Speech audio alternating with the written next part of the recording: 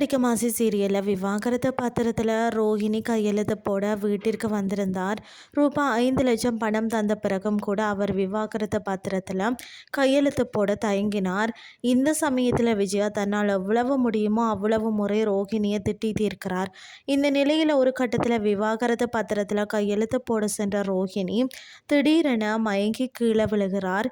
உடனே வந்து மருத்துவர் ஒருவரை அழைத்து வந்து ரோஹிணிக்கு என்ன ஆனது அப்படின்னு சொல்லி பார்க்குறாங்க. ரோஹிணியை பரிசோதித்து பார்க்கும்போது அந்த மருத்துவர் அவர் கர்ப்பமாக இருப்பதாக சொல்கிறார்.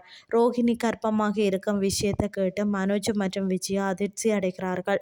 அவர்கள் மட்டுமின்றி மொத்த குடும்பமும் ஆடி போகிறது. இருந்தும் கூட விவாகரத்து பத்திரத்தில் கையெழுத்து போடு என ரோஹிணியிடம் விஜயா சொல்கிறார். ஆனால் என்னால் விவாகரத்து தர முடியாது, மனோஜை விட்டு பிரியவும் முடியாது என அதிரடியான முடிவு எடுக்கிறார் ரோஹிணி. இதை கேட்டு அதிர்ச்சியில் உறைந்து போகிறார் மனோஜ். இனி அடுத்து என்ன நடக்க போகிறது அப்படின்னு சொல்லி பொறுத்திருந்து பார்க்கலாம்.